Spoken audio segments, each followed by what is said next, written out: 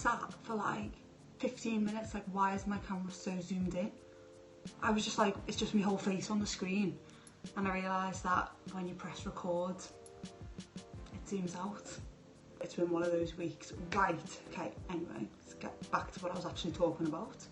Hello everyone, I hope you're all having a lovely week.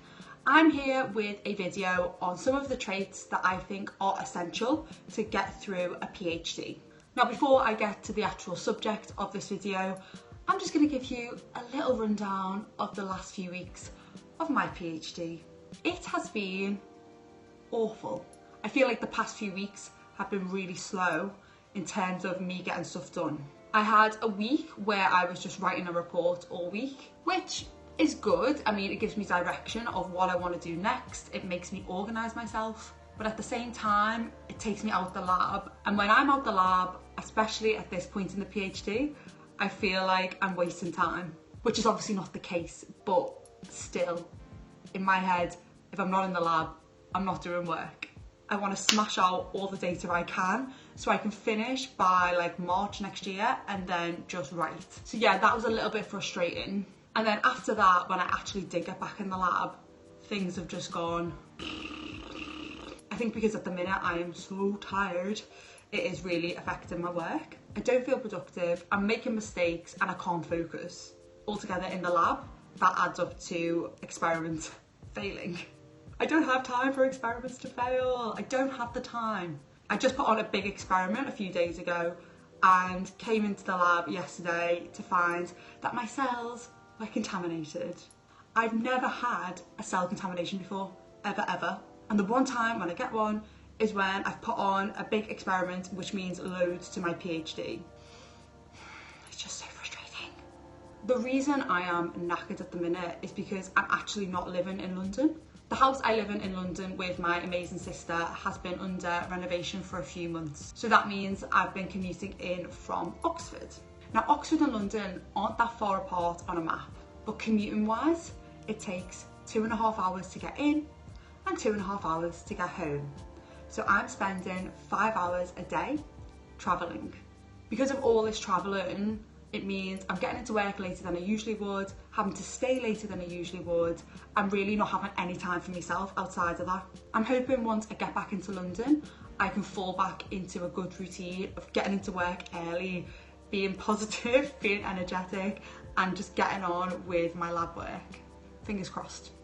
So yeah, the past 2 or 3 weeks for me haven't been the best, but onwards and upwards, you know, things can only go up from here. I say that now, I'm touching, this desk is made of wood, touching wood. So now let's get to the actual point of this video, which is the traits or characteristics that I think are essential for getting through a PhD. So I put this question out to you lovely people on my Instagram and you gave me some amazing responses. So I'm just going to share some of them now. So I asked, what traits do you think you need to be a PhD student? And your answers were being awesome. I mean, I'm the epitome of awesome, really. Be passionate about what you're doing, you need to like it. Be resourceful. Resilience, stubbornness, and the ability to laugh when it goes wrong. Determination and intrinsic motivation. Passion, you'll never feel motivated to work unless you're passionate about your work. Curiosity, initiative, independence, the ability to solve problems. Determination, self-motivation. Ambitious, clever, good time management, highly organised. Patience, resilience, passionate. So some really amazing answers in there, and I think almost all of the traits that I wanted to cover were already said by you all. Something that I'm really happy that didn't come up far too often was being smart. Obviously, to do a PhD, you need to have done a degree beforehand, but I think a common misconception is that if you are super smart, you can get through a PhD. I've got something to tell you. You will not get through a PhD if the only reason you're doing it is because you're book smart. You obviously need a good grounding in your subject area, but there are so many more important things than just being smart to get through this type of degree. So what I thought I'd do is share my 5 top characteristics that I think are important for getting through a PhD. You basically just covered them all in here, but I'd have no video if I didn't say them again, so. Okay, so trait number 1 for me is enthusiasm. What enthusiasm gives you is energy. It gives you motivation. And that energy and motivation will get you into work every day, will make you do experiments, make you repeat experiments when they fail, repeat them again when they fail again, and come up with new ideas. Your enthusiasm can come from different areas of your PhD. It could be your research area, the techniques you're doing, the literature you're reading, but as long as you are enthusiastic about something which you do day to day, you will thrive. Trait number 2 is being organised. Now, I'm not saying you need to be the most organised person in the world to start a PhD or even to finish a PhD, but what you need to do is find an organisation system that works for you and stick to it. Do this from the first day of your PhD, whatever it is. I love planning. So I have about 3 or 4 different organisation schedules, but I stick to all of them. Yeah, it does mean I spend a lot of my day filling out schedules, but it means that when I have to go back and see what I did in the past, I have lots of reference points. You will be really thankful in your final year if you've used a consistent system from day 1 of your PhD. When you're like, when did I do that Western blot? What even are these labels? You can go back to your notes and be like, oh yeah, that was on the 27th of November 2017 and this is what I did. You know, it's about finding that level of detail, which day to day doesn't take up much time, but over a long period of time, you've literally documented your entire PhD, every tiny detail. The third trait I believe is super important for being successful in your graduate studies is creativity. Creativity. And I don't mean like art, but I sort of do mean like art. I mean, use your creative side and bring that into your science. If you have a project that goes from A to B, that's fine. But if you think creatively and outside the box, your project will go in so many other directions, which could lead to some really cool science. I also believe in having a creative outlet during your PhD. This could be a blog about your work, attending public engagement activities, illustrating your work. There are so many different things you can do. But if you have this other side to your PhD research, which is a little bit more creative, you will really enjoy it and it will aid your research too. Trait number 4, which I've really had to use over these past few weeks, is to be resilient.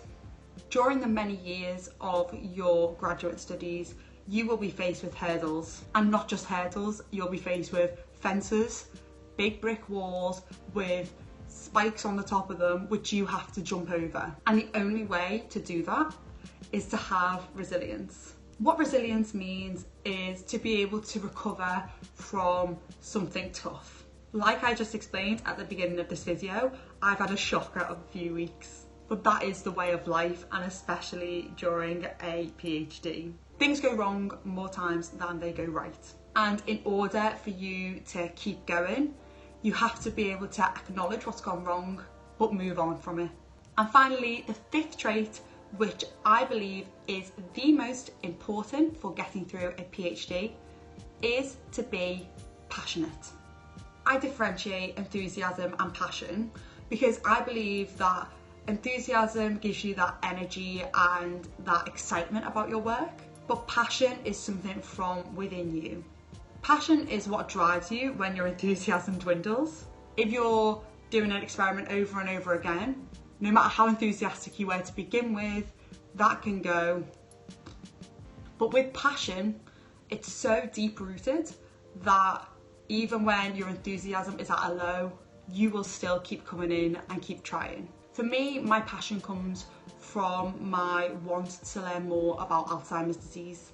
If you're applying for PhDs now and are thinking, I need to go somewhere that's really prestigious, I don't really care what I study, but it's all about the reputation, don't do it. You will not be able to finish your PhD unless you have that inner passion for your subject. So if you want to go to graduate school, please follow your passion. So to sum up my 5 traits that I think are so important for getting through a PhD, we have enthusiasm, organisation, creativity, resilience and passion.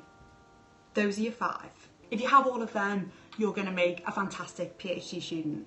So I'm going to end the video with a little question from you guys from Instagram about what it's like to do a PhD. So I'm going to pick a question. Okay, is doing a PhD more enjoyable than it is tiring? I definitely think that doing a PhD is more enjoyable than it is tiring. I mean, I'm tired a lot of the time. There are very few days where I'm not tired at the minute, but I still really enjoy doing my work. There's just something about having that independence and being able to go and answer questions using experiments, which I absolutely love. And even when I'm sleep deprived or just knackered, that enjoyment doesn't really go away. Thank you so much for watching this video. I really appreciate that you're taking time out of your day to watch me just chat on. But if you like the video or like the channel, please feel free to subscribe, and you can drop me any questions in the comments or on my social media pages. Have a lovely, lovely weekend, and I'll be back with another video shortly. Let's hope in my next video I have some positive PhD news to share with you all.